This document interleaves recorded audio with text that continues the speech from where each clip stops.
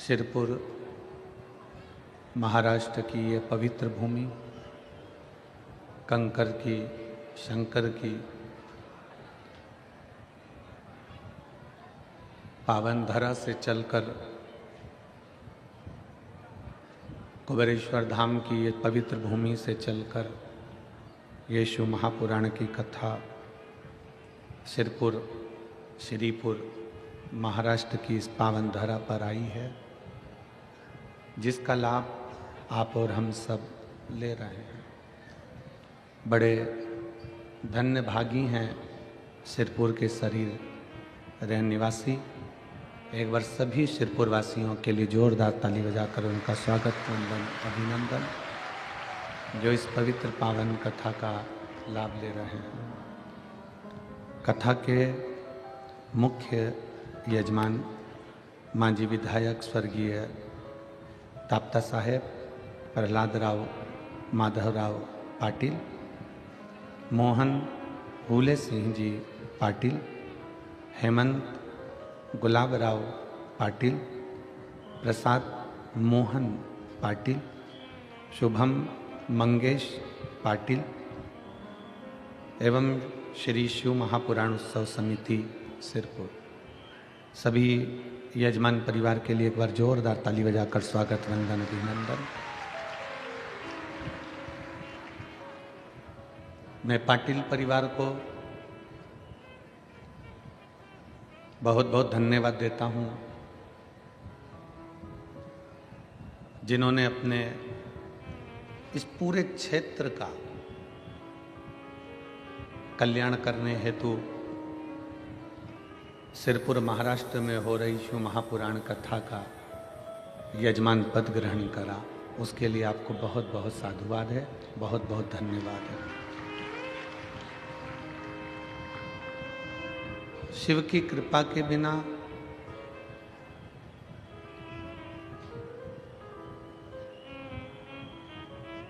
भगवान शंकर की उदारता के बिना एक कदम चल पाना भी संभव नहीं है।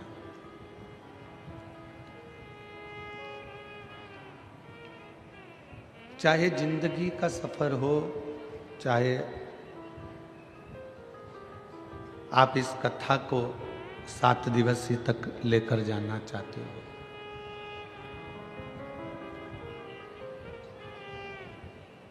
पर जब तक मेरे देवाधिदेव महादेव की करुणा या उनकी दया या उनकी कृपा नहीं होती, तब तक आप आगे नहीं बढ़ सकते।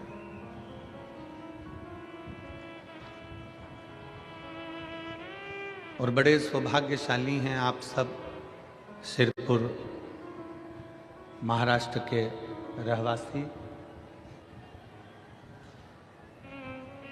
जो इस पवित्र पावन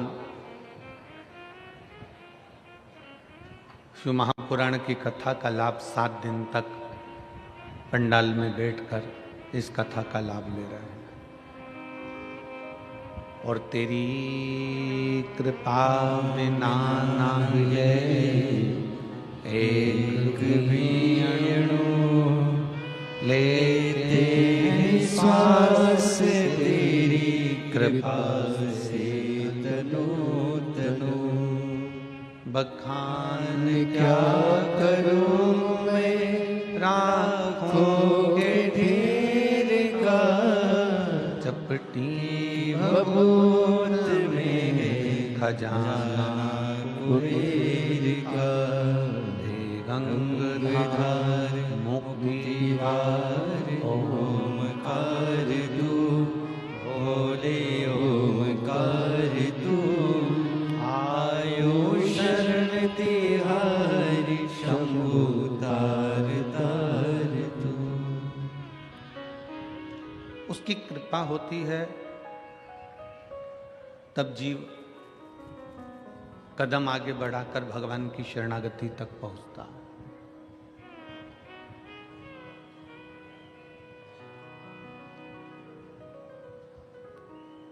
किसी के मरने के बाद उसको दवा खिलाई जाती है क्या?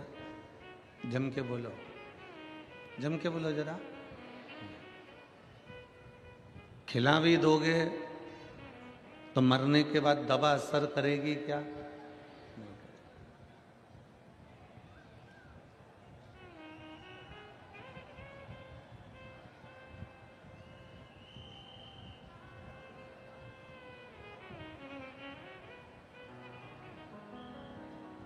किसी के मरने के बाद दवा का असर नहीं होता।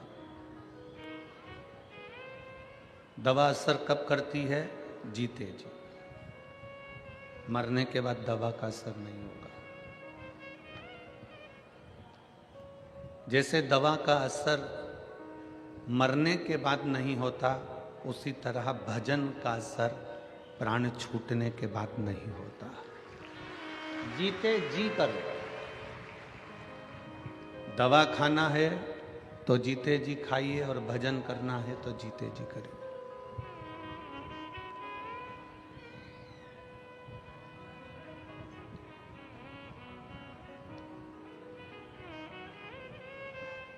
हमारी उल्टी रीति है।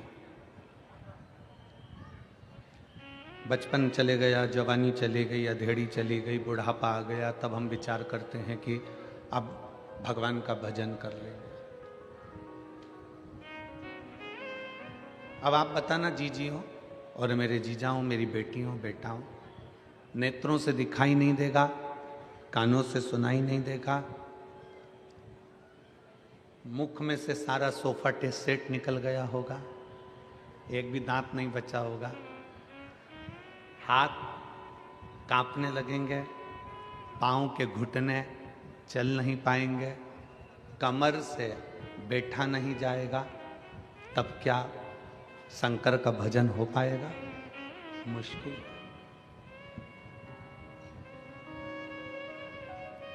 दवा और भजन, इन दोनों का असर जीते जी होता है।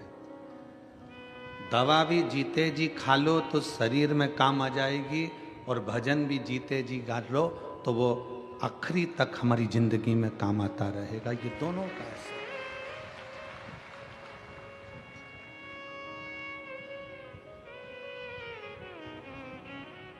मरने के बाद की कोई प्रामाणिकता नहीं है कि आप स्वर्ग गए कि नरक गए, आप कहाँ गए हो, इसका कोई प्रमाण नहीं है।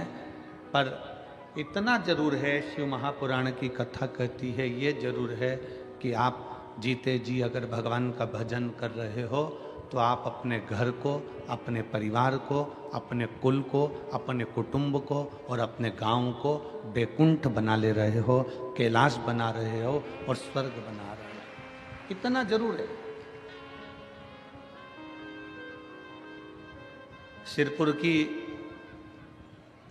सिरपुर महाराष्ट्र की ये पवित्र समिति, श्री शिव पुराण उत्सव समिति, जिस दिन से कथा लेकर आई है,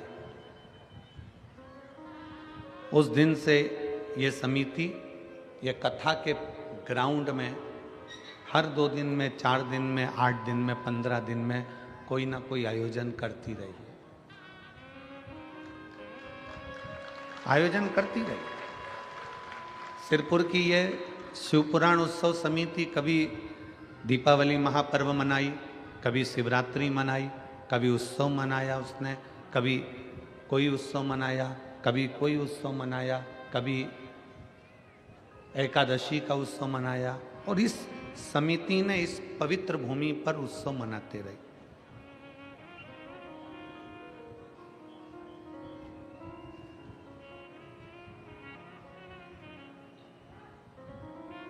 और हमारा इस समिति से निवेदन है, ये शिव महापुराण समिति से निवेदन है,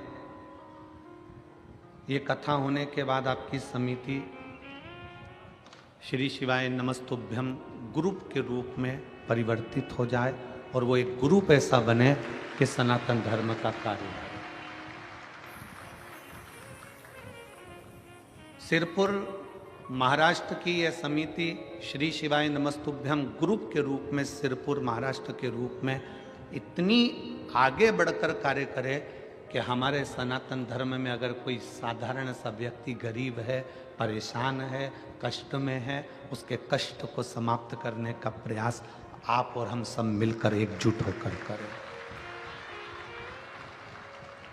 अपने सिरपुर क्षेत्र में बेलपत्री के वृक्ष कम हैं तो बेलपत्री के वृक्ष का रोपण करें। अपने सिरपुर क्षेत्र में निर्माल्य विसर्जन की गाड़ी नहीं है तो उसकी व्यवस्था करी जाए। अपने सिरपुर क्षेत्र में कोई आसपास के क्षेत्र में शंकर जी का मंदिर छिन्न हो गया, टूट फूट गया, उसमें रंगाई नहीं है, पुताई नहीं है, व्यवस्था नहीं है, तो अपनी ये सिरपुर की श्री शिवाय नमस्तुभ्यम ग्रुप वहाँ जाकर थोड़ा सा आपस में एकत्रित कर कर उस मंदिर की रंगाई और पुताई भी करवाकर उसकी व्यवस्था करें। ये हम स्वयं करें।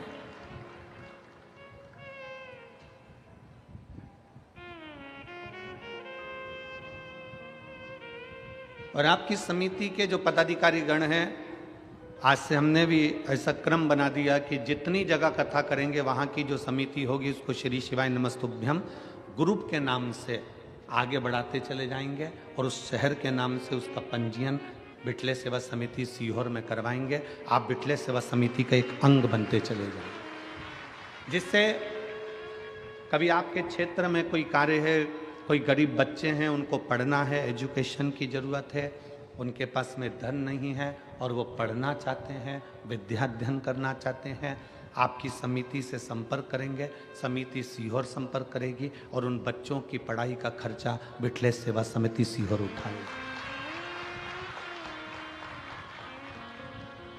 बहुत बच्चे हैं जिनको बहुत आगे बढ़ना है,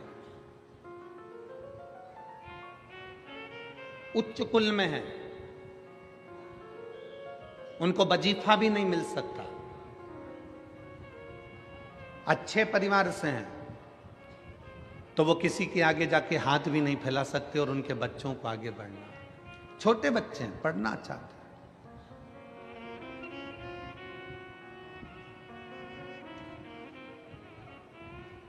श्री शिवाय नमस्तुभ्यम ग्रुप एक मालेगांव में है, श्री शिवाय नमस्तुभ्यम ग्रुप एक छत्रपति संभाजी नगर में है, श्री शिवाय नमस्तुभ्यम ग्रुप ऐसे ही आगे बढ़ते बढ़ते अपनी संस्थाओं को बिटले सेवा समिति से जोड़कर जो बच्चे पढ़ना चाहते हैं, विद्याध्ययन करना चाहते हैं, जो सनातनियों को कहीं ना कहीं तकलीफ है, वो समिति से संपर्क करके पहले ग्रुप से संपर्क करेंगे, ग्रुप समिति से संपर्क करेगा और ऐसे हमारे सनातन धर्म की रक्षा के लिए आप और हम सब अग्रण्य खड़े रहेंगे।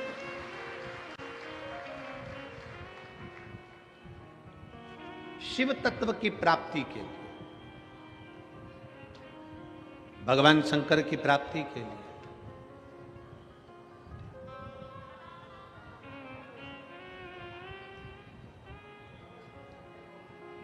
हमने इतनी कथाएं करी हैं, पर सिरपुर जैसा उत्साह सिरपुर के बच्चे बच्चे का उत्साह नहीं देखा है। ऐसा उत्साह देखने को नहीं मिला।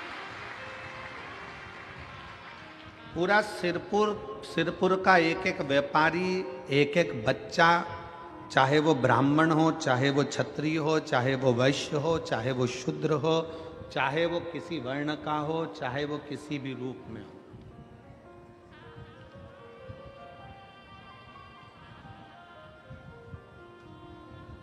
जैसे हमने पहले कहा था कि पहले राष्ट्र उसके बाद कास्ट। सबसे पहले है राष्ट्र, फिर है कास्ट। कास्ट मतलब जाति, ये बाद में, पहले अपने राष्ट्र की मजबूती है।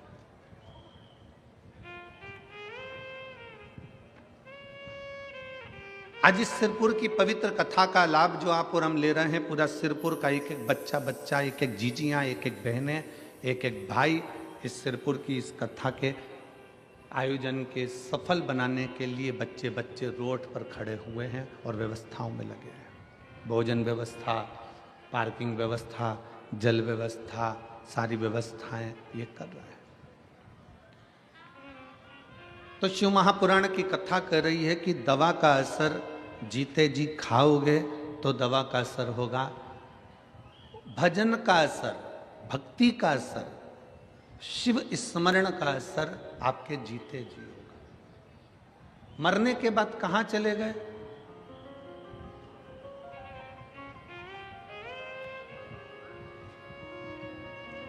आवाज़ बढ़वाइए, उधर वो पीछे का पूरा बेल्ट परेशान हो रहा है बहुत देर से, थोड़ा ध्यान रखा करो।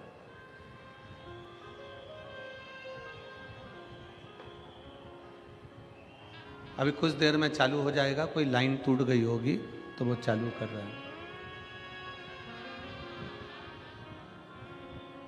दवा का असर जिंदा रेते में हो सकता है, भजन का असर जिंदा रेते में हो सकता है। मरने के बाद की आपकी और हमारी कोई गारंटी नहीं है कि कहां होंगे।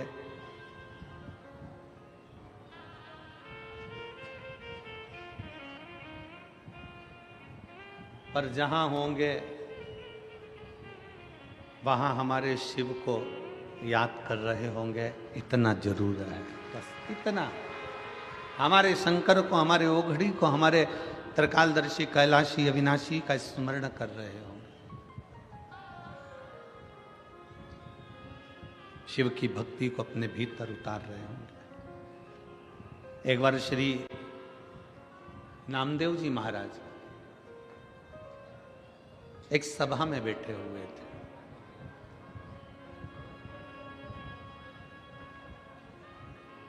संत शिरोमणि, साधकों के साधक, तपस्वियों के तपस्वी, कीर्तनियों के कीर्तनकार, भक्तों के भी भक्त और पांडुरंगा हरि विठ्ठल के पूर्ण समर्पण भाव में रहने वाले संत श्री नामदेव जी महाराज। संत श्री नामदेव जी बैठे, सभा लगी है और उस सभा में नामदेव जी महाराज बैठे हुए हैं, विराज। कीर्तन चालू हुआ, रामकृष्ण हरि, रामकृष्ण हरि, रामकृष्ण हरि।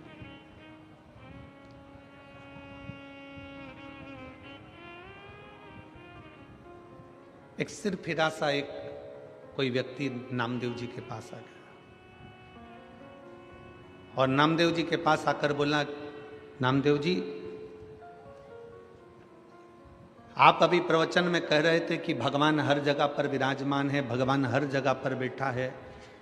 कुत्ते के पीछे, स्वान के पीछे आप घी की कटोरी लेकर भाग रहे थे, कुत्ते में भी आपने परमात्मा को देख लिया, हर एक में परमात्मा का दर्शन कर रहे हो, हर एक में भगवान को देख रहे हो।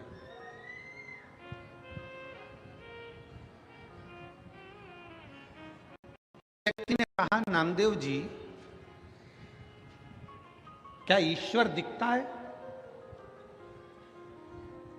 क्या भगवान दिखता है?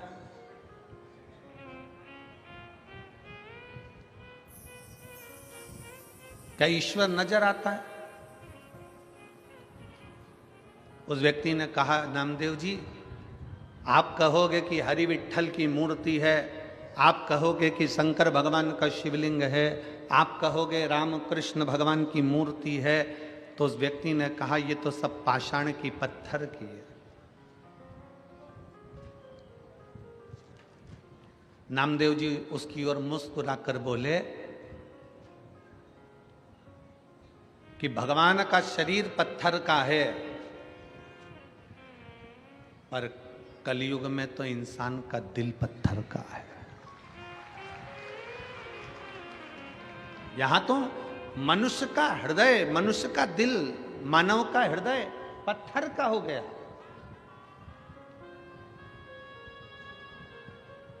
पहले के समय में गांव में अगर कोई हाथी आ जाता तो उसको रोटी देते, गांव में कुत्ता आ गया, कोई जानवर आ गया, कोई पशु आ गया, उसको रोटी दे देते। अब एक कलिकाल में, कलयुग में, पड़ोस में पड़ोसी के बच्चे भूखे सो रहे हैं और एक पड़ोसी को नहीं मालूम कि उसके बच्चे 2 दिन से कुछ नहीं खाए।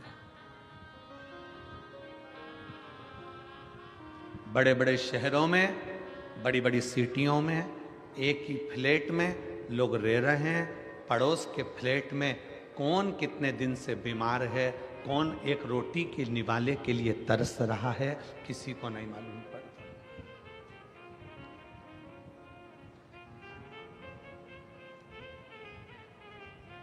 त्रेता युग और कलयुग में कितना अंतर आ गया, ये समझने वाला विषय है कि पहले के युग में लोग कहते थे प्राण जाए पर, जम के बोलो जरा, प्राण जाए पर वचन ना जाए।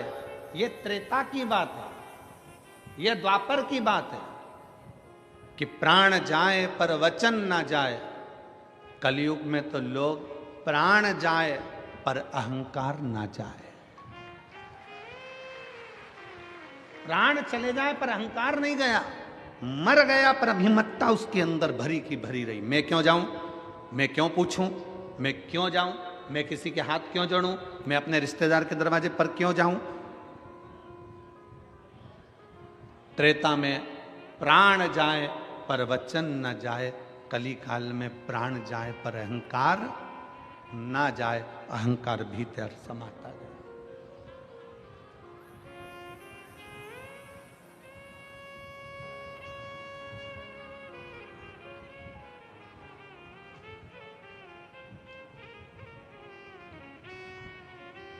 कभी आपको गर्व होना चाहिए,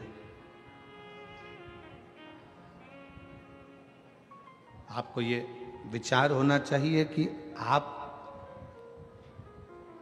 किस रूप में किस साधारण से साधारण व्यक्ति को भी अपने गले लगा रहे हो।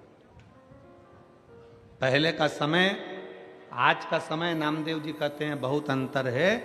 पहले का समय और आज के समय का अंदाजा लगाइए तो पहले के समय पर जानवर को भी, पशु को भी घर से निकलकर भोजन दिया जाता था, और आज के ज़माने में कोई पड़ोस में भी भूखा रह जाए तो उसको कोई याद नहीं करता कि भोजन की ज़रूरत है।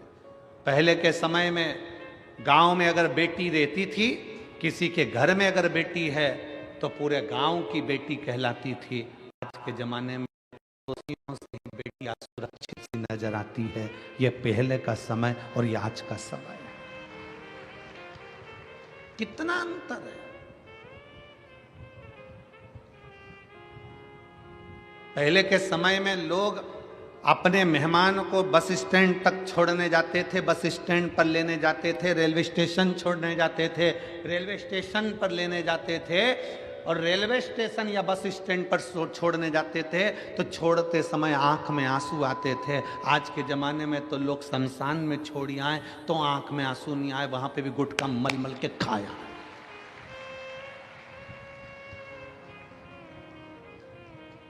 शमशान में मुर्दा जल रहा है और ये वहां बैठकर तंबाकू मल के खा रहा है, उसकी आंख में आंसू नहीं है। पहले के समय में किसी मेहमान को छोड़ने जाते थे तो आंख में आंसू आते थे। बोलो रे जीजियो, सही है कि गलत? कहां गया सब? किस जगह चले गया वो समय? कहां पर पहुंच गया वो समय?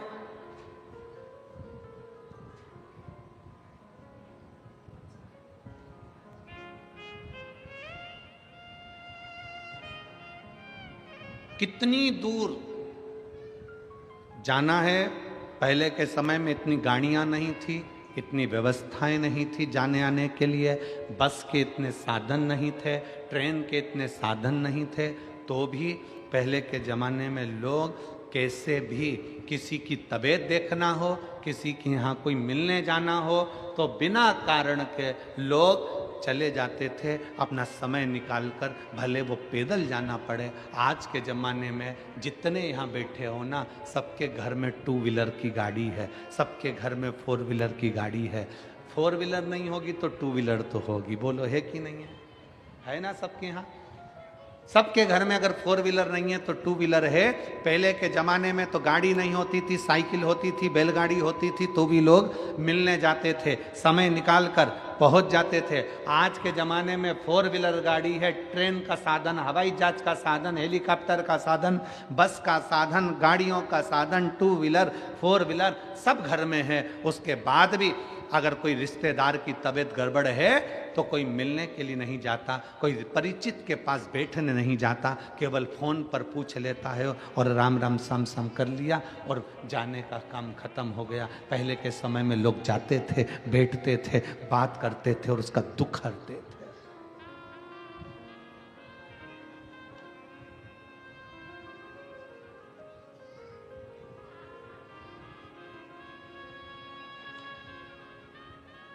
दुख हरते थे। हृदय में थोड़ा सा भी अगर दुख होता था किसी के तो उससे मिलने पहुंच जाते थे। बोलो सही है कि गलत है? पहले के समय में घर में इतने कपड़े नहीं होते थे, होते थे इतनी अलमारियां भरी नहीं होती थी।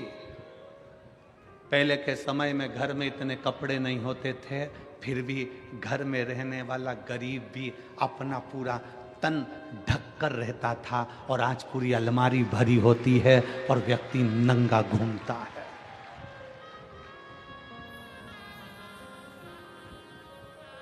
मेरी जितनी जीजियां बैठी है, जितने मेरे जीजा बैठे हैं, जितनी मेरी बेटियां बैठी हैं, जितने बेटा बैठे हैं, इन सबसे पूछूं आपकी घर में अलमारी का एक खन, एक कपाट पूरा आपके कपड़ों से भरा हुआ है? एक नहीं 2 भरे होंगे और थोड़े बहुत तो खूंटी पे टंगे होंगे।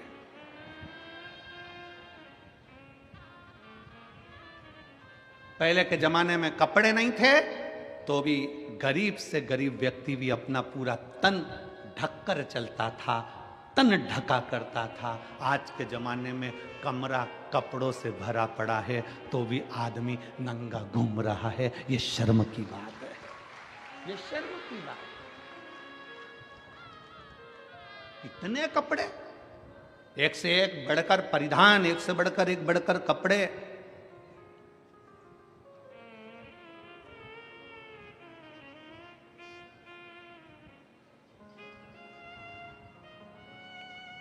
मैं महाराष्ट्र की मेरी जीजियों को, मैं संपूर्ण देश की मेरी बेटियों को, मेरी माताओं को हाथ जोड़ नमन कर कर प्रणाम करता हूं कि आप हमारी संस्कृति और सभ्यता को बनाए हुए हो, संस्कार को दे रहे हो। आप आज भी सभ्यता और संस्कृति और संस्कारों की दैनी इस भारत माता के संस्कारों को दुनिया तक पहुंचा रहे हो।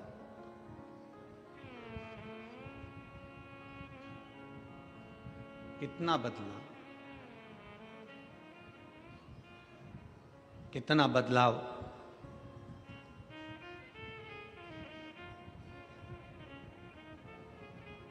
नामदेव जी कहते हैं तुम्हारे जो शब्द हैं ना, ये शब्द ठीक नहीं है। तुम क्या कह रहे हो? अगर ईश्वर है तो दिखता क्यों नहीं?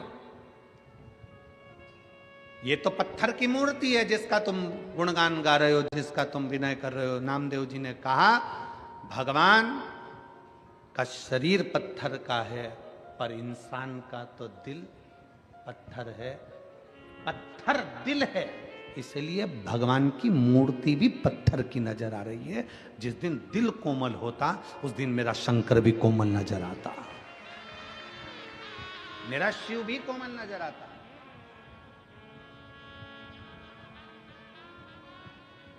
मेरा शंकर भी कोमल दिखता। हमारे मन, हमारे विचार, हमारी सोच हमें परमात्मा के करीब में लेकर जाती है। हमारे विचार हमें शंकर के करीब में लेकर जाते हैं। हम कितने अच्छे विचार लेकर जिंदगी के इन पहलुओं में आगे बढ़ेंगे तो हम उन्नति की ओर बढ़ते चले जाएंगे।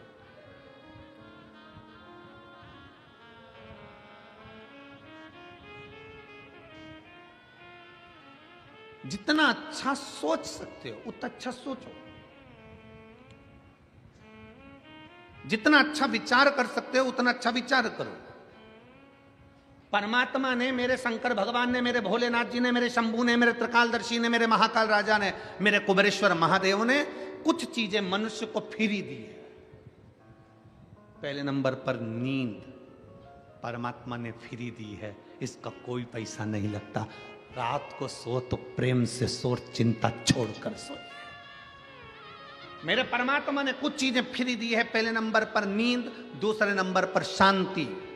मेरे परमात्मा ने नींद अगर दी है और शांति मेरे परमात्मा ने दी है तो फ्री दी है। जिस दिन बन सके उस दिन शंकर की शरण में बैठना, उसका श्री शिवाय नमस्तुभ्यम का स्मरण करना, उस दिन शांति का अनुभव करोगे। आनंद मेरे भोले बाबा ने फ्री दिया है। अकेले भी रहो ना तो मुस्कुराते रहो। अपने कक्ष में दो जनी है ना, पति पत्नी है ना, थोड़ा मुस्कुराने की बात करा करो। पर जब जब पति घर दुकान से आया, ऑफिस से आया, तुम अपने दुकान से आई, तुम अपनी ऑफिस से आई, तुम अपने काम से आई, दोनों पति पत्नी जिस कमरे में पहुंचे हो उस कमरे को दुनिया के लोग कहते हैं गुरुजी पहले के समय में दशरथ जी के समय पर कैकेयी कोप भवन में जाकर बैठी थी। आज के जमाने में लोग अपने बंगले में कोप भवन नहीं बनाते, कोप गुस्सा करने का कमरा नहीं बनाते। हमने कहा पूरा बंगला ही कोप भवन होता है तो अलग से बनाने की जरूरत ही क्या होती है? अलग से कोप भवन बनाने की जरूरत क्या है? पूरा कमरा, पूरा महल, पूरा घर कोप भवन बना हुआ है। एक जगह पर सास रूठी बैठी है, दूसरी जगह पर जेठानी रूठी बैठी है, तीसरी जगह पर देवरानी रूठी बैठी है, चौथे कमरे में ननन मुंह फुला के बैठी है, पांचवें कमरे में काम वाली बाई चौकीदार ये मुंह फुलाए बैठे हैं, छठे नंबर पर सब्जी वाला आता है तो मुंह फुला के आता है, सातवें नंबर पर दूध देने वाला आता है तो बेल पे बेल बजाता है, आ रहे हो कि जाऊं, वो भी मुंह फुला कर आता है, और कचरे वाला आता है तो वो भी हारन बजा कर, कचरा देना है तो दो, नहीं तो ये पड़ा मैं तो ये जाऊं। हर व्यक्ति मुंह फुला कर आता है। और बात करते हो कि दशरथ जी के समय पर एक कोप भवन था जिसमें कैकेयी बैठी थी। आज के जमाने में पूरा घर कोप भवन है। मेरा निवेदन है शंकर के परिवार को देखना। शंकर जहां रहते हैं, कैलाश पर रहते हैं, शमशान में रहते हैं, पर अपने परिवार के साथ आनंद में रहते हैं। पति पत्नी जिस कमरे में रहें उस कमरे से मोबाइल दूसरी अलमारी में बंद कर कर रख दो, और जितनी देर कमरे में रहो उतनी देर प्रेम से रहो। कौन किसकी सुन रहा है? पत्नी अपना मोबाइल लेके, पति अपना मोबाइल लेके उधर पड़ा। और दोनों को चर्चा करना चाहिए अपने बच्चों की लाइफ क्या बनाना है, अपने बच्चों को क्या कराना है, बच्चे कैसे आगे बढ़ेंगे, बच्चों को सर्दी हो रही है, बच्चों के साथ ऐसा हो रहा है, ऐसा विचार करना चाहिए। देखो अपनी बुआ की तबीयत खराब है, वहां चलकर देखना चाहिए। मामा जी का स्वास्थ्य खराब है, एक बार वहां चलना चाहिए। देखो दुकान से फुर्सत नहीं मिलेगी, आदमी मरते मर जाएगा पर उसे फुर्सत नहीं मिलेगी। इतनी बड़ी शिव पुराण सिरपुर में हो रही है और तुम दुकान खोलकर बैठे हो। कम से कम एक दिन तो दुकान में से निकालिए और सिरपुर की कथा में चलिए। ये अपने को कहना पड़ेगा। वो अपने मोबाइल में मस्त है, तुम अपने मोबाइल में मस्त हो, और पूरी जिंदगी बस ऐसे ही निकलती चली गई। और आखिरी में तुम भी रोते रहे, वो भी रोते रहे। पत्नी कहती रही ये मुझे टाइम नहीं देते, पति कहता है मैं टाइम दूं, मैं तो खुद समय निकाल के दुकान से जल्दी चले जाता हूं, पर जब जल्दी जाता हूं तब ये चंद्र घंटा और कुसमांडा बन जाती है। मैं तो खुद तकलीफ। कहां गया आनंद? शंकर भगवान ने, ओघड़दानी ने, त्रिकालदर्शी कैलाशी ने, जब भगवान नारायण, भगवान मां जगतजननी दुर्गा, श्री गणेश जी महाराज, सूर्य नारायण और भगवान शंकर सब बैठे थे। पंचायत लगी थी देवताओं की। शिव पंचायत में सारे देवता बैठे थे। 33 कोटि देवता पंचायत को सुनने बैठे थे। तो पूछा, नारायण ने कहा मेरे पास में ये है, ब्रह्मा कहे मेरे पास में ये है, शंकर भगवान ने कहा मुझे कुछ नहीं चाहिए, मेरे संसार में मृत्यु लोक में जो जन्म लेगा उसको कुछ चीजें फ्री में दे दी जाए। क्या चीज फ्री चाहिए? तो कि वो सोए तो निंद्रा फ्री हो, शांति फ्री हो, आनंद जम के बोलो फ्री हो, आनंद भी फ्री हो, हवा जम के बोलिए फ्री हो, पानी फ्री हो, हवा, पानी, प्रकाश सूर्य का फ्री हो। और शंकर भगवान से पूछा और क्या फ्री चाहिए? शंकर जी कहते हैं मनुष्य की श्वास भी फ्री हो, ये मानव की श्वास भी फ्री हो, इसकी कोई कीमत नहीं। शंकर भगवान से पूछा गया ये सब चीजें तुमने फ्री मांग ली है, पर इनकी कीमत कितनी है तुम्हें मालूम है? शंकर भगवान कहते हैं दुनिया के लोगों को मालूम पड़ेगा जब श्वास रुकेगी, तब मालूम पड़ेगा कि श्वास की कीमत कितनी है। पानी जब खत्म हो जाएगा तब मालूम पड़ेगा कि पानी की कीमत कितनी है। हवा जब रुक जाएगी तब ऑक्सीजन की बोतल लगेगी, तब मालूम पड़ेगा कि हवा की कीमत कितनी है। घर से जब शांति चली जाएगी, बाबाओं के दरवाजे पर जाकर कहोगे थोड़ी शांति दे दो, तब मालूम पड़ेगा शांति की कीमत कितनी है। नींद चली जाएगी, डॉक्टर को दिखाओगे, वो 500 रुपये की गोली देगा एक खा के सोने के लिए, तब मालूम पड़ेगा कि नींद की कीमत कितनी है, हवा की कीमत कितनी है। शांति जब चली गई, शांति की कीमत कितनी है। ये सब चीज की कीमत, आनंद जब चले गया जीवन का, तब मालूम पड़ेगा कि आनंद की कीमत कितनी है। शंकर भगवान ने जो जो मनुष्य को दिया है, फ्री में जो जो चीज दी है, आज के जमाने में ये सब कीमती है। इसको संभाल कर रखना हमारी जवाबदारी है, इसको संजो कर रखना हमारी जवाबदारी।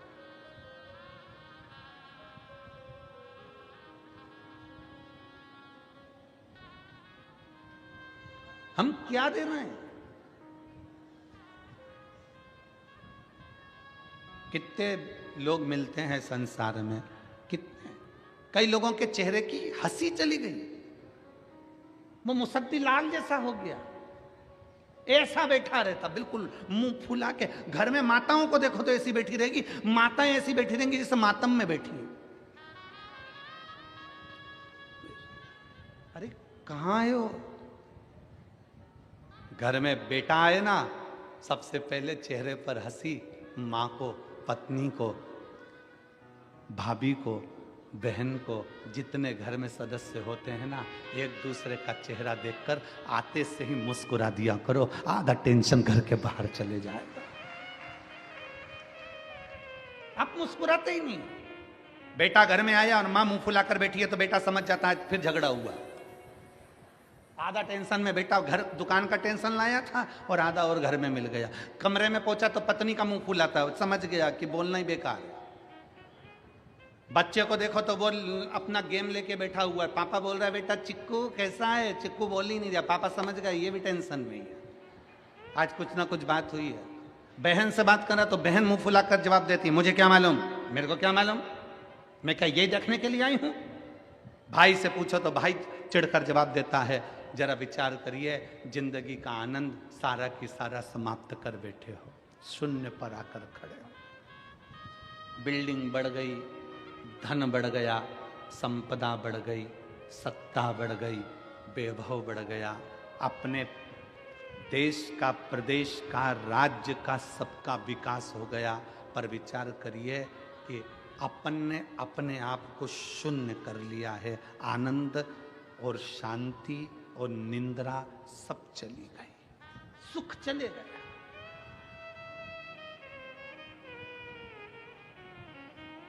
शांति चली गई, सुख गया।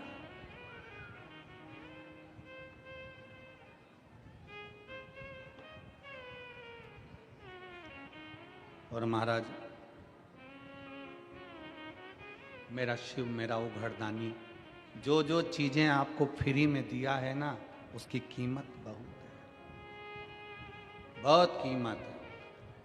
श्वास की इतनी कीमत है कि डॉक्टर को लोग कैंसर हॉस्पिटल में जाकर देखिए, और कैंसर हॉस्पिटल में जाकर लोग अटैची की अटैची पैसे की दे देते हैं। डॉक्टर साहब मेरे पिता को, मेरी पत्नी को, मेरे पति को, मेरे बेटे को, मेरे परिवार को बचा लीजिए, ये पैसा लगे। श्वास दे दो, श्वास।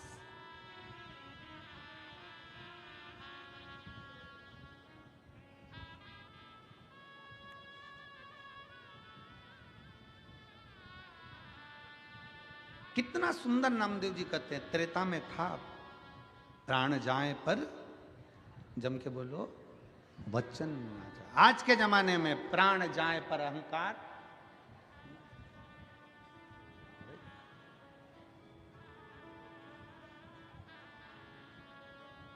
किस अभिमत्ता में जी रहे हो? शिव महापुराण की कथा कहती है अभिमान को छोड़कर जियो।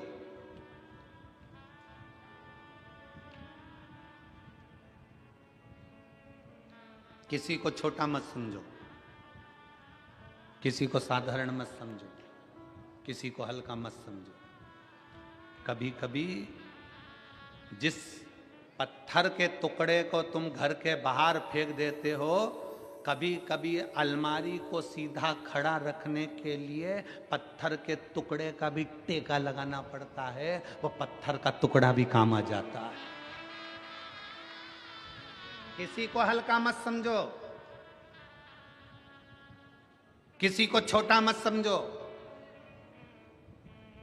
और हल्का समझ रहे हो तो कोरोना महामारी के समय पर देख लो, बड़े बड़े शोरूम, बड़ी बड़ी दुकानें कपड़ों से भरी पड़ी रही, और एक छोटा सा कपड़े का टुकड़ा मास्क करोड़ों की कीमत का हो गया।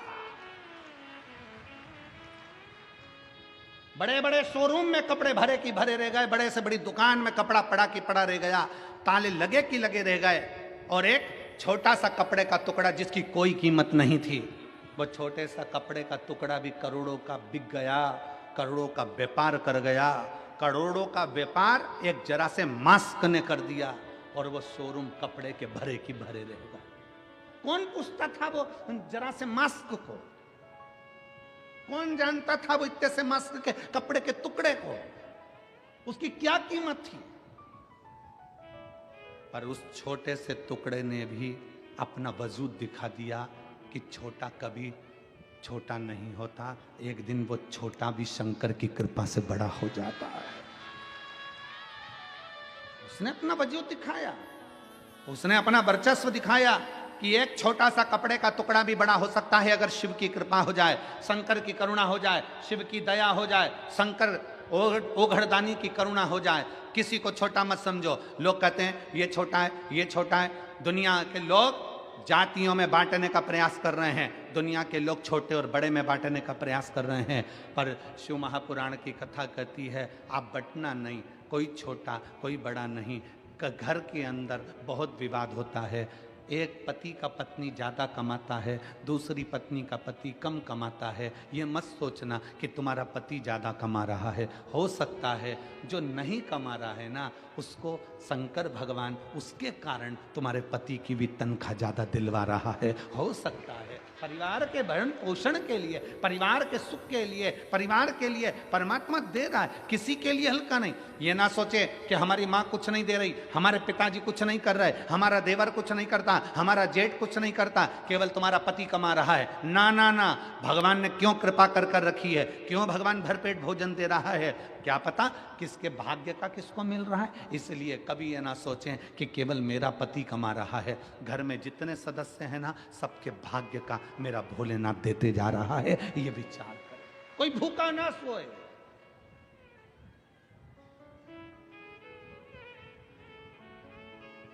आप सुख को ढूंढिए।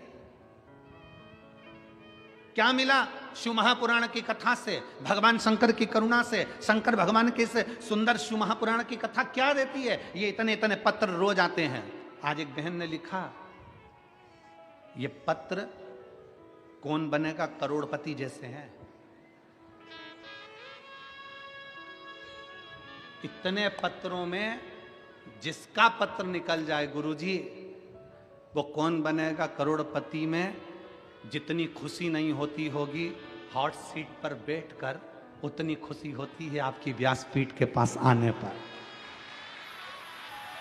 पत्र लिखने वाली ने पत्र लिखा, देखिए।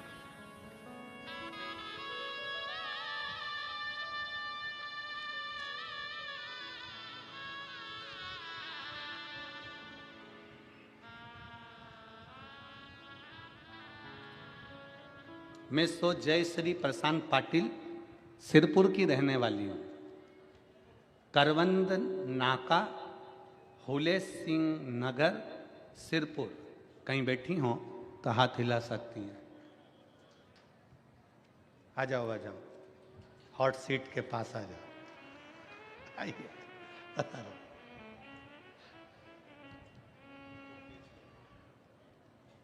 प्रशांत पाटिल सिरपुर की रहने वाली हूँ। करवंद नाका, हुले सिंह नगर, सिरपुर। बाबा, मेरी माँ रोज बोलती थी कि तू कथा सुना कर, पर मैं कथा नहीं सुनती थी। गुरुदेव, मेरी माँ रोज मुझे बोलती कि कथा सुन कथा सुन। मैं कथा नहीं सुनती, माँ से कह देती सुनती हूं, पर मैं नहीं सुनती थी महाराज। जो सत्य है वो इस पत्र में लिख रही हूं। तभी एक दिन मन में आया कि मेरी माँ रोज कहती है कथा सुन, और मैं उसको कह देती हूँ सुनती हूँ और सुनती नहीं, एक बार सुनना चाहिए। तब मैंने अपने पति से कहकर टीवी पर कथा देखना प्रारंभ करी। कथा देखना प्रारंभ करी तो पति नाराज हो गए। क्या दिन भर महाराज की कथा सुनती रहती, बंद कर दे टीवी। बड़ी दुखी हो गई। मैंने मेरे पति को हाथ जोड़ प्रणाम कर कर कहा, एक बार तुम भी तो इस महाराज की कथा तो सुनो, ये सियोर वाला महाराज है, एक बार तो सुनो। पति के मेरे को नहीं सुनना। एक दिन मैं कहीं चली गई और पति उसी टाइम पर टीवी चालू कर कर बैठ गए और आपकी कथा सुन रहा था। पति जब कथा सुन रहा था उस समय पर मालेगांव में आपकी कथा चल रही थी। मैंने अपने पति से कहा चलो अपन कथा में चलते हैं। पति ने मना करा, फिर मैंने जिद करी तो वो उन्होंने कथा में जाने का विचार करा। कथा में पहुंच गए। पति का मन तो कथा में लग गया और मेरी आंखें लग गई। जी को इस पत्र में सत्य लिखने के लिए एक बार जोरदार ताली बजाओ। बहुत बहुत साधुवाद, बहुत बहुत साधुवाद। पति का मन कथा में लग गया और मेरी आंखें लग गई। मैं सो गई, कथा पूरी हो गई। कथा होते से ही पति ने कहा कि वो सियोर वाला महाराज कह रहा था कि पंडाल में बैठकर जो मांगा जाता है वो बाबा देता है, तू भी मांग कर चली जा।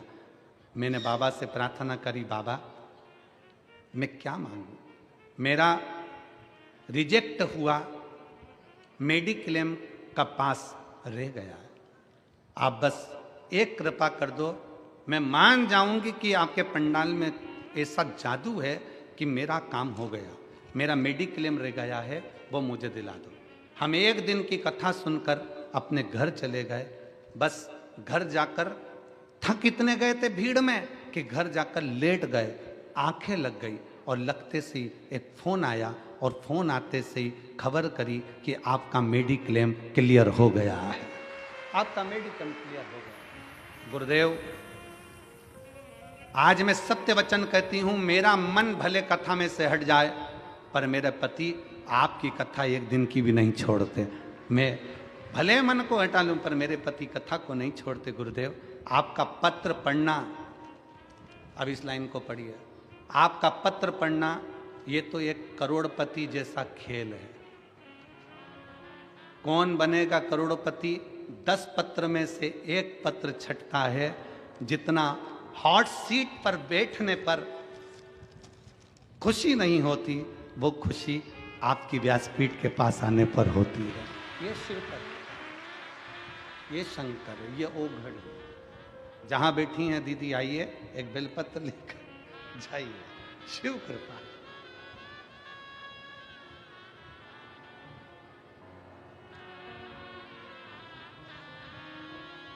कितना कितना विश्वास। कई लोग तो यहाँ प्रैक्टिकल करने ही आते हैं कि अपन बैठ के तो देखें, एक बार मांग के तो देखें बाबा देता है कि नहीं देता। कई लोग यहाँ प्रैक्टिकल करने आते हैं।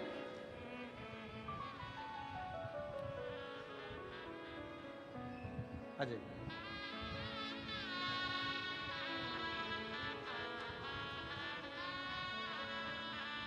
वेलकम टू माय व्यासपीठ।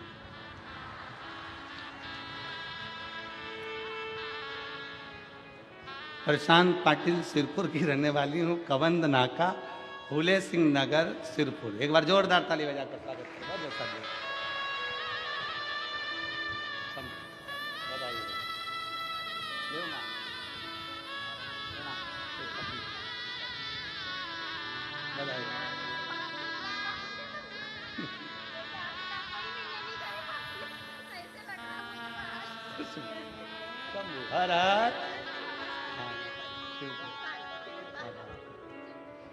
शिव तत्व। जी बोल रही है, किसी से मिलने की तमन्ना नहीं पर इससे मिलने की तमन्ना है। शिव शिव है, ओघड़ी ओघड़ी है, शंकर शंकर।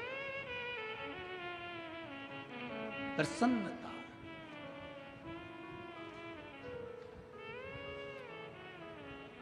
आनंद जीवन का जानना नहीं चाहिए। खुशी, शांति, निंद्रा जाना नहीं चाहिए। प्रसन्नता तुम्हारे चेहरे पर हो। क्या दिया है शिव महापुराण ने? शंकर की कथा ने आपके चेहरे पर प्रसन्नता दी है। एक पत्र और है, जरा ध्यान दो।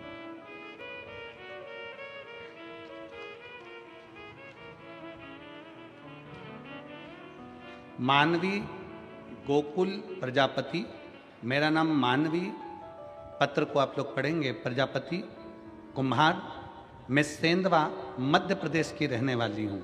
कहीं बैठी हो तो हाथ हिला सकती हूँ, और अगर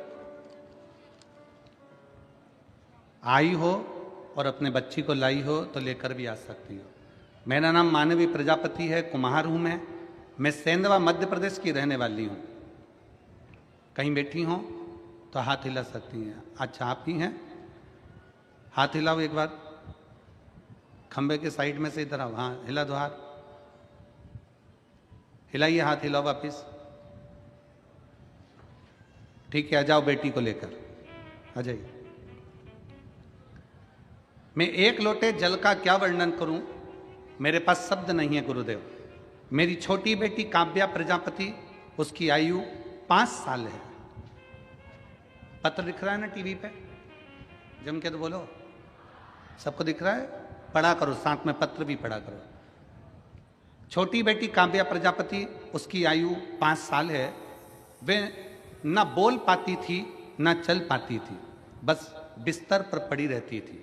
हम बड़े परेशान थे, हमने उसको इलाज कराया, हर जगह पर किया, पर कोई फर्क नहीं पड़ा। हम बड़े चिंतित थे, मैं तो बस रोते ही रहती थी। मेरा बड़ा बेटा बिल्कुल अच्छा है, पर बेटी ऐसी क्यों है? मैं रोती रहती थी। हमने उसको इंदौर के बड़े अस्पताल में दिखाया। डॉक्टर कहने लगे कि ये बच्ची ना बोल सकती है ना चल सकती है। इसकी खून की जांच बेंगलोर में भेजी गई। पता चला कि इसको डाउन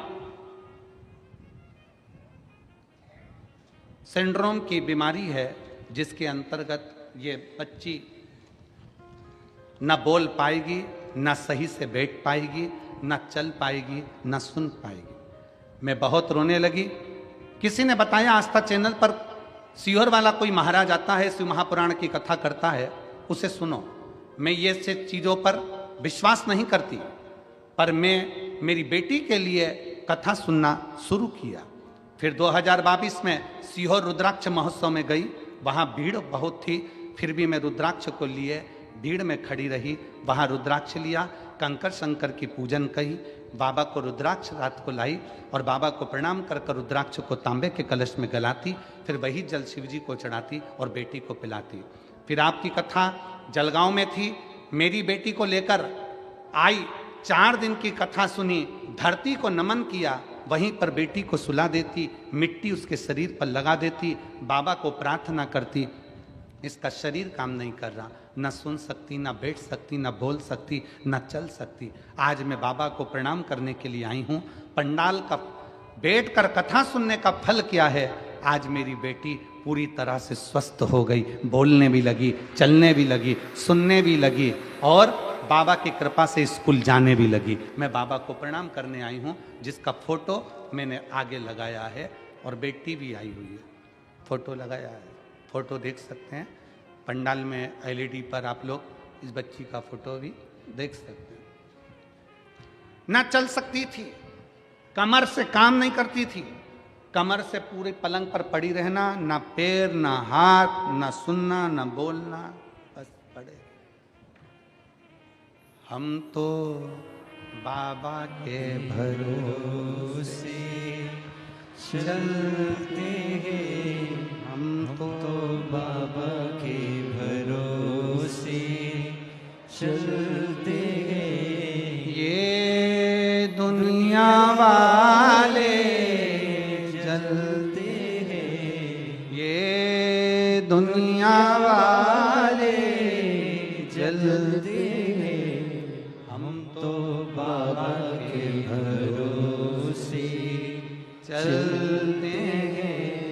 हम तो बाबा के भरोसे चलते गए। उठकर बैठ नहीं सकती थी, पलंग पर पड़ी रहती थी।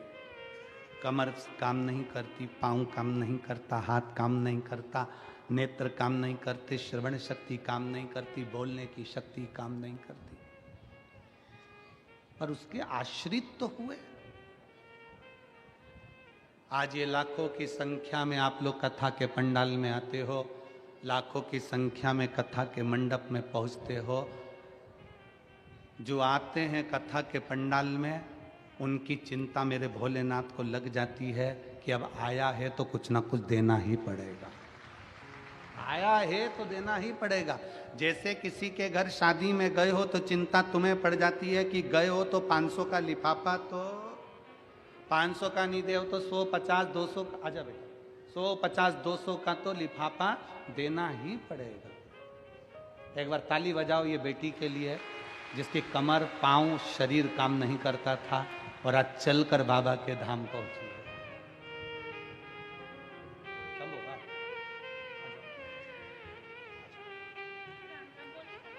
राम राम बोलो, बोलो राम राम, राम राम बोलो, राम राम, शंभो, श्री राम, श्री शिवाय नमस्तुभ्याम, श्री शिवाय। रोते नहीं बेटा, रोना नहीं, अब तो बाबा ने अच्छा करा ना इसको, ले रोते नहीं, बिल्कुल चुप होकर। श्री राम देव, जय श्री राम। रोना नहीं, आंसू पोंछ के जाओ, खुश होकर जाओ। तो चलने लगी, धीरे धीरे और शरीर काम करेगा, ठीक है बाबा, अच्छा शंभू।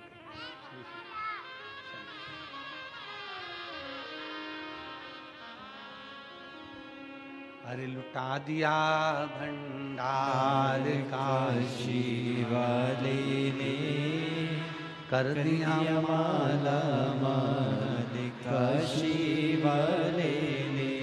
जो जैसी भावना लाया वो वैसा ही फल पाया। जो जैसी भावना लाया वो वैसा ही फल पाया। नहीं खाली किसी लौटाया, वो मन ही मन हर्षाया। और कर दिया माला माल काशी वाले ने, लुटा दिया भंडार काशी वाले ने। एक माँ का दिल जो होता है ना, वो बड़ा विचित्र होता है, बड़ा।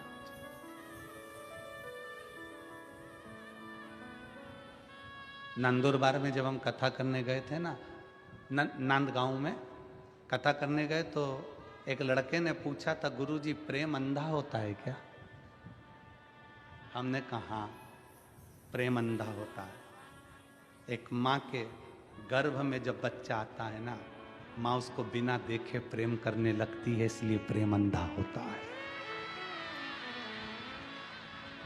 एक माँ का दिल क्या होता है ना, जिसकी बेटी पलंग पर केवल पड़ी रहे, ना शरीर काम करे, ना हाथ पैर काम करे, ना बोल सके, ना देख सके, ना सुन सके, उस माँ की दशा का अंदाजा लगाइएगा कि उसकी बेटी अगर थोड़ी बहुत भी चलने लगे और थोड़ा बहुत बोलने लगे और सुनने लगे ना, तो उस माँ से पूछना कि जिंदगी की सबसे बड़ी खुशी उस माँ को मिल जाती है। उस माँ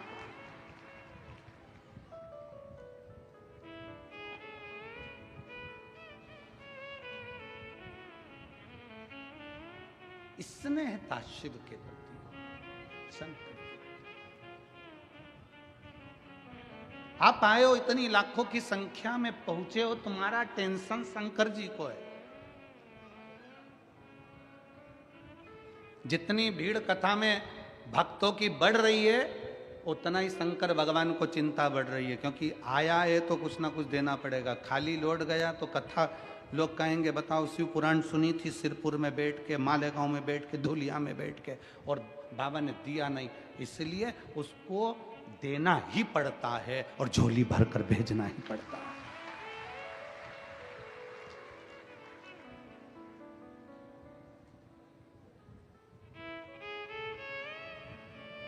9 तारीख से 11 तारीख तक दुबई में कथा है, 3 दिवस की।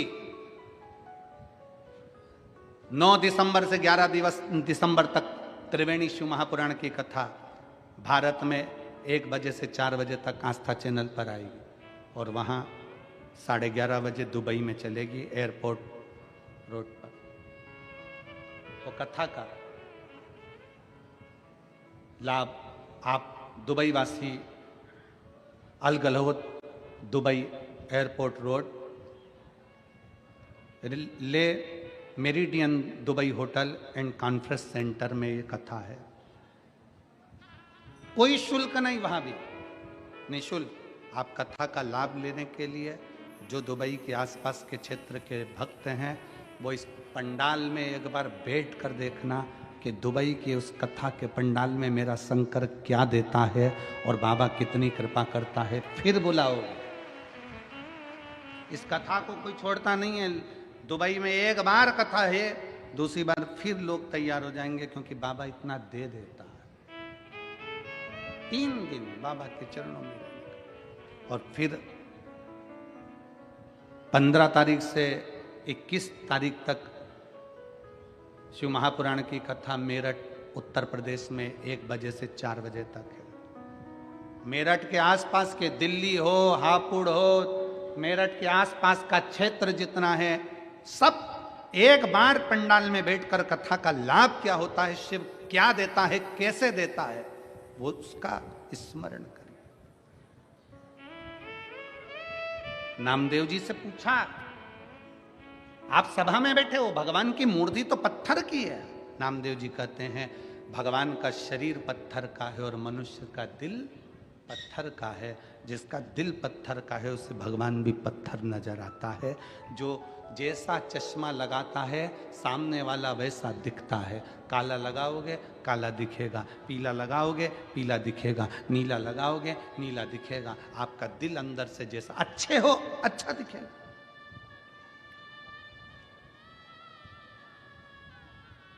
क्यों हम इतनी शर्त से व्यासपीठ पर बैठकर बोल देते हैं कि शंकर जी झोली भरेगा? क्योंकि हमें भरोसा है उस पर, देखा है उसको।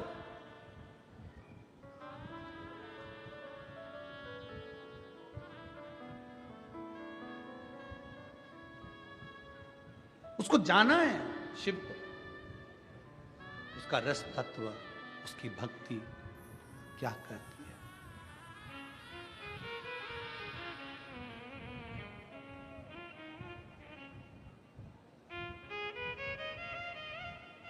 किसी के घर में शादी में गए हो, उसका फर्ज है खाना भी खिलाएगा, रुकाएगा भी और बाद में कुछ ना कुछ देकर भेजेगा भी।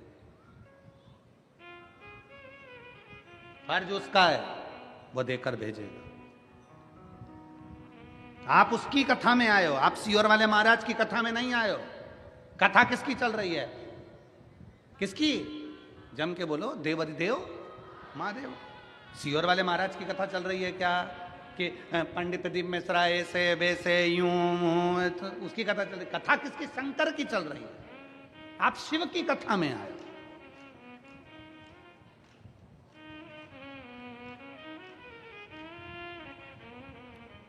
कोई पूछता है तो आप कह किसकी कथा चल रही? तो कहते हैं सियोर वाले महाराज की। ना ना ना ना, क्यों बेवकूफ बना रहे हो किसी को? सियोर वाले महाराज की चल रही है, फालतू की बात है। कथा किसकी चल रही है? कोई पूछे तो शान से कहना मेरे बाप देवाधिदेव महादेव की चल रही है।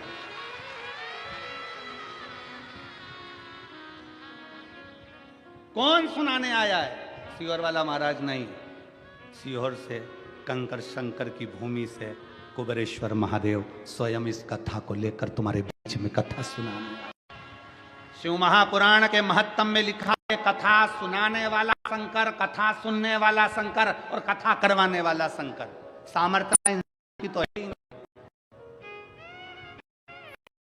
भागवत कथा होती तो मनुष्य करा सकता था, राम कथा होती तो मनुष्य करा सकता था, सारी पुराणे मनुष्य करा सकते हैं, पर शिव महापुराण की कथा मनुष्य नहीं, शंकर स्वयं जजमान बने हैं। ईश्वर जी और गोरा जी, शंकर स्वयं तुम रुकेश्वर महादेव बनकर कथा को बांच रहे हैं। शंकर स्वयं कथा की व्यवस्था कर रहे हैं। कोई की सामर्थ्यता, मनुष्य की सामर्थ्यता नहीं है कि वो शिव पुराण की कथा करवा ले, बाँच ले और सुन ले। कथा वो बाँचता है। और जिस दिन कथा बाँचने वाले के मन में यह जाए कि कथा मैं बाँच रहा हूं, उस दिन कथा कथा नहीं रहती, फिर व्यथा हो जाती है। इसलिए कथा बाँचने वाले को चाहिए कि ये शंकर की कथा है। बाँचने से पहले विचार करना कि तुम नहीं बाँच रहे हो, इस कथा को स्वयं शंकर आपकी कंठ में बैठकर जो बचवा रहा है, जो बाँच रहा है, वो उसकी सामर्थ्यता है। आप शून्य हो, शून्य। और जब शून्य हो जाता है व्यक्ति, तभी पूर्ण हो पाता है। जरा विचार करिए, यहां से धूलिया कितना किलोमीटर है? 50। चलो ठीक है, गए हो कभी? अरे बोलो तो जम के, गए हो? चलो, यहां से धूलिया जाओगे, यहां पर लिखा है 50 किलोमीटर धूलिया, ठीक है? जम के तो बोलते जाओ, ठीक है। गाड़ी लेकर चले, आगे बढ़े, 1 किलोमीटर बाद कितना लिखा होगा? 49, फिर 48, फिर 47, फिर 46, फिर 45, फिर 44, फिर 43, फिर 41, फिर 40।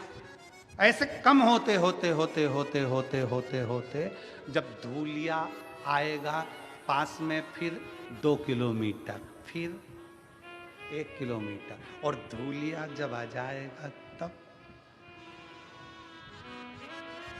क्या लिखा होगा? शून्य, 0। मतलब आप अपनी मंजिल तक पहुंच गए। जब व्यक्ति शून्य हो जाता है तब शिव तक पहुंच पाता है। शून्य हो गए। कथा वाचने वाला अगर सोचे कि मैं शिव पुराण की कथा कर रहा हूं, मतलब आप कथा नहीं कर रहे, आप शून्य हुए ही नहीं हो। आप शून्य हो जाओ कि आप कथा वाचक हो ही नहीं सकते। कथा वाचना शंकर का कार्य। राम कथा शिव जी ने सुनाई, भागवत कथा शिव जी ने सुनाई, शिव पुराण शिव जी ने सुनाई। राम कथा शिव जी ने सुनाई है माता पार्वती जी को, भागवत कथा शिव जी ने सुनाई है अमरनाथ की गुफा में एक तोते के बच्चे ने सुन ली थी। वो सुखदेव जी हो गए थे, फिर बाद में उन्हें राजा परीक्षित को सुनाई।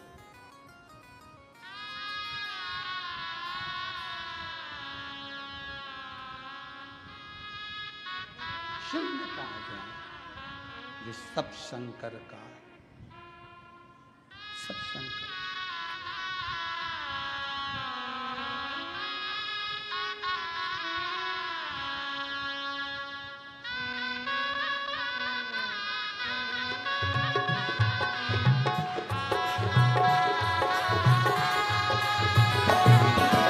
हे भोला शंकरा,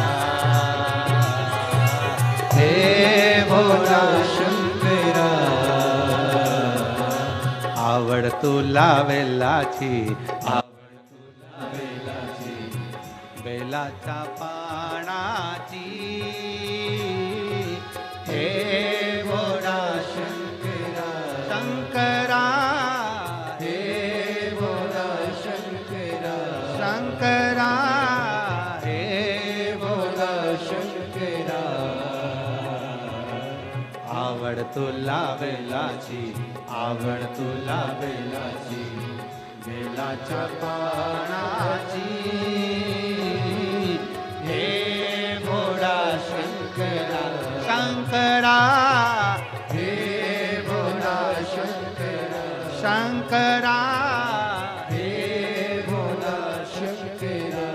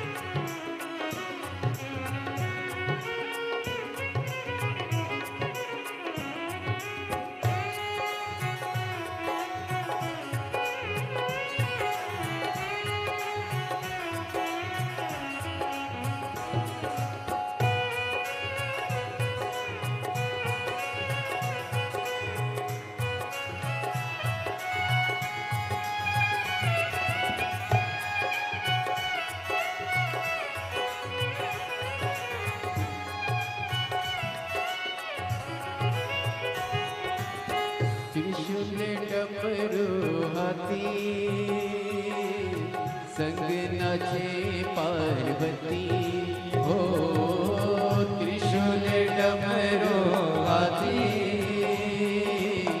संग नाचे पार्वती हो त्रिशूल डमरू हाथी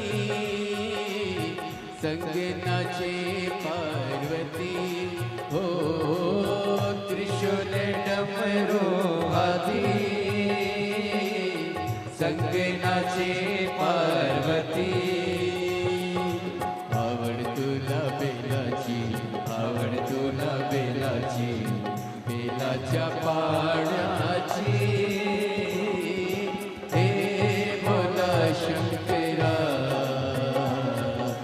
हे बोला शंकरा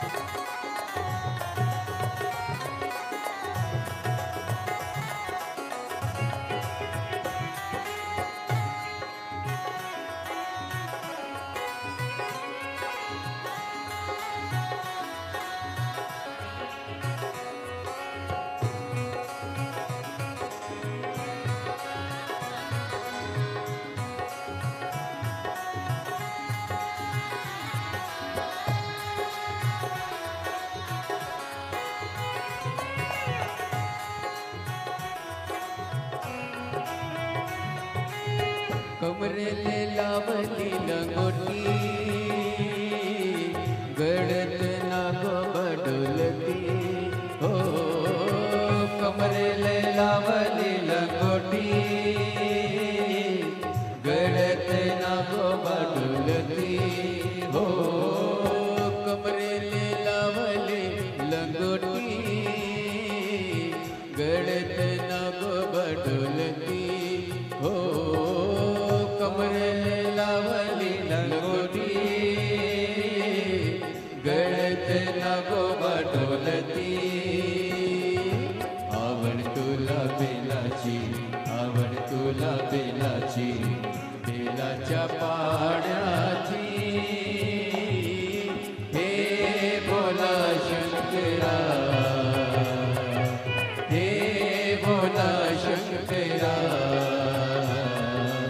आवड तुला बेलाची आवड तुला बेलाची बेलाच्या पाण्याची हे बोला शंकरा हे बोला शंकरा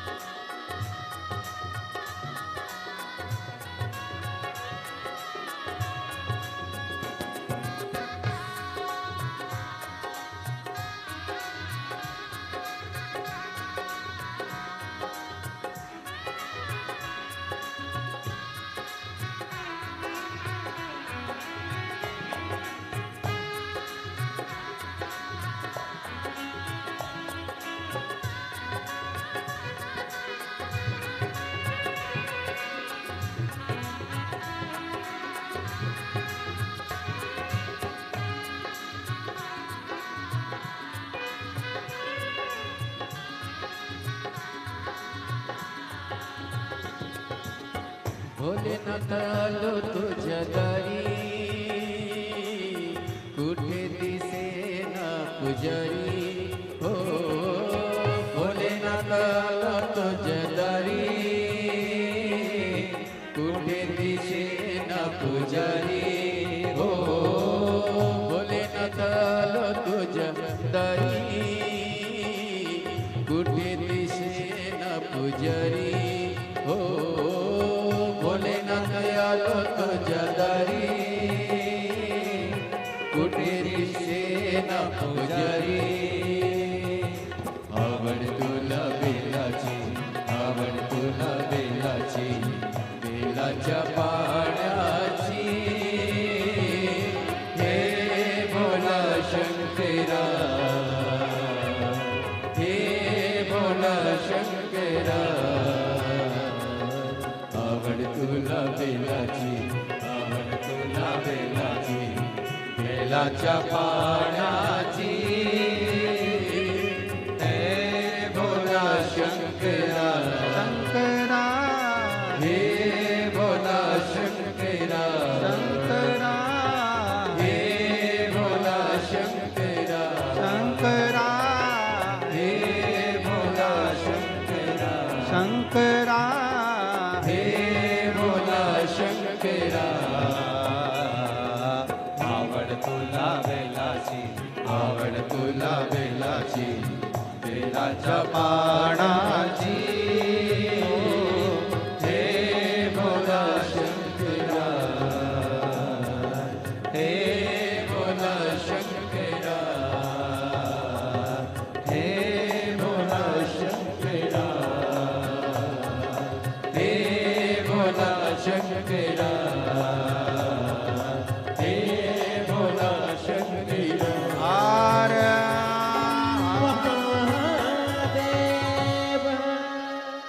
अपने स्थान पर बैठकर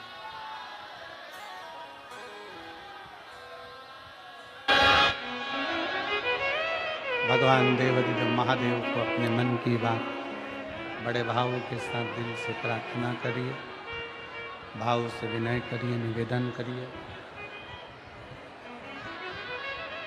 जहाँ जगह मिले वहाँ बैठकर बाबा को अपने मन की बात कहिए, दिल से प्रार्थना करिए, भाव से विनय करिए.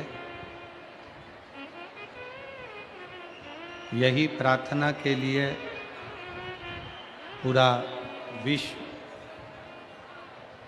शिव महापुराण की कथा में पंडाल में पहुंचना चाहता है. जहाँ जगह मिले वहाँ बैठकर दिल से बोलिएगा, सब साथ में बोलना. आपकी और हमारी प्रार्थना शिव स्वीकार करे, इस भाव से बोलिए.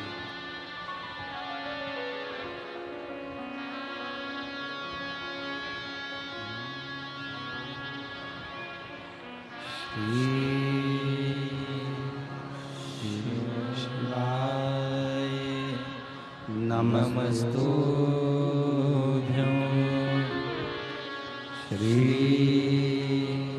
शिवाय नमस्तुभ्यं. श्री शिवाय नमस्तुभ्यं. श्री शिवाय नमस्तुभ्यं. श्री शिवाय नमस्तुभ्यं. भोला सब दुख काटो हमारा, ओ भोला सब दुख काटो हमारा.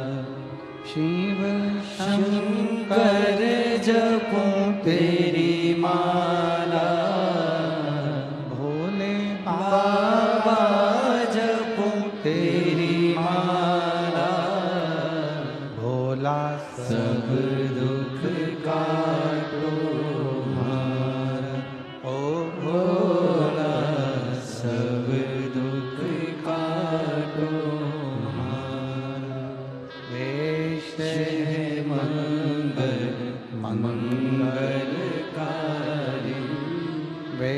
है मंगल मंगलकारी।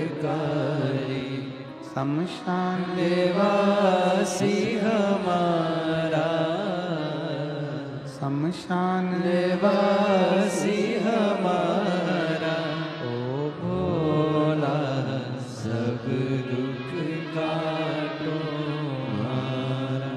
ओ भोला सब दुख काटो हमारा।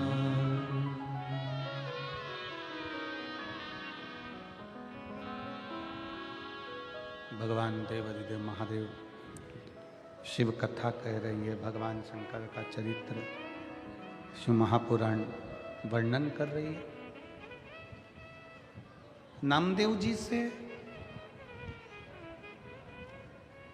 कहा, क्या आपने ईश्वर को देखा है? क्या आपने भगवान को देखा है? ये सामने जो मूर्ति नजर आ रही है, सामने जो स्वरूप नजर आ रहा है, ये तो सब पाषाण का है, पत्थर का है। रिटर्न बढ़ाओ थोड़ा सा।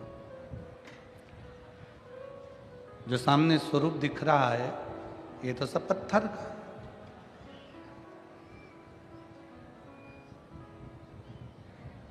सब पत्थर है ये।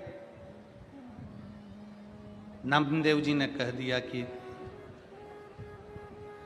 जैसा दिल, जैसा हृदय, वैसा ही सब दिख रहा। अच्छे को अच्छा नजर आता है और बुरे को बुरा नजर आता है।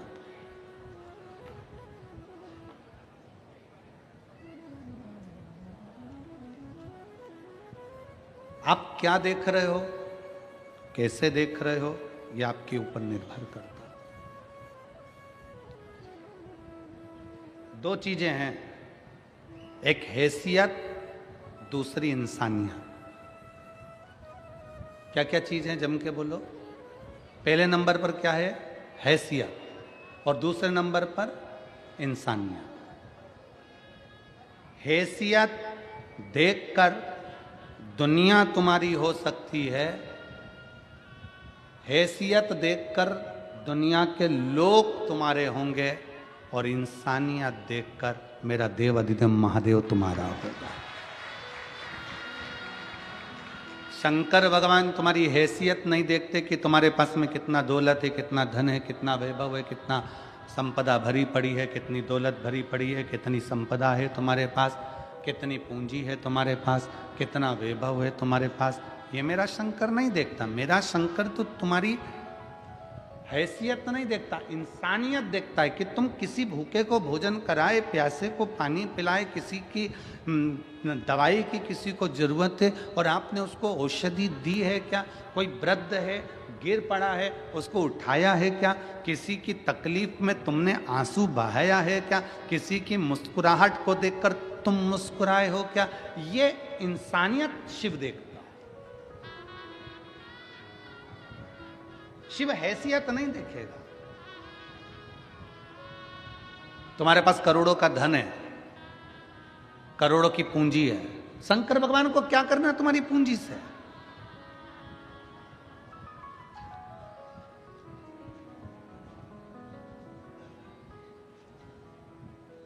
चलो एक बात और अच्छे से समझ लो। धनपति, करोड़पति, वैभवपति, सत्तापति, जिसके पास में बहुत धन है, वो सबको अपने घर में बुला सकता है, सबको। धन के चक्कर में सब आ सकते हैं, पर धन के चक्कर में जिसने रावण को सोने की लंका दे दी हो, भस्मासुर को भस्म करने का वर दे दिया हो, जिसने कुबेर को खजाना दे दिया हो, लक्ष्मी को नारायण दे दिए हो, उसके पास क्या कमी है? आपका धन, वैभव, संपदा, सत्ता, दौलत दुनिया के लोगों को घर बुला सकती है, पर मेरे महादेव को घर नहीं बुला सकती है। मेरा महादेव तो इंसानियत देखकर आता है। मेरा महादेव तुम्हारी इंसानियत देखेगा, हैसियत नहीं। तुम्हारा वैभव नहीं, तुम्हारा धन नहीं, तुम्हारी दौलत नहीं, तुम्हारा वैभव, तुम्हारा धन, तुम्हारी दौलत मेरा बाबा नहीं देखने वाला, मेरा शंकर नहीं देखे।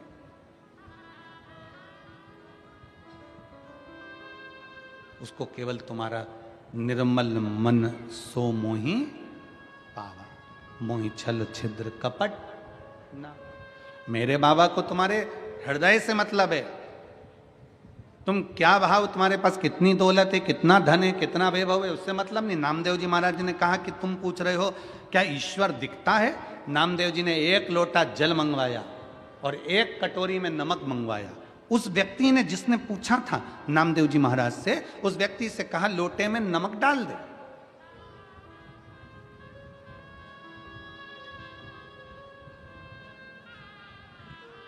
ये लोटे में नमक डाल, और लोटे में नमक डाला। नामदेव जी ने उसको हिला दिया, घुमा दिया, नमक पानी में घुल गया। अब नामदेव जी महाराज बोले, ले इस लोटे में जो पानी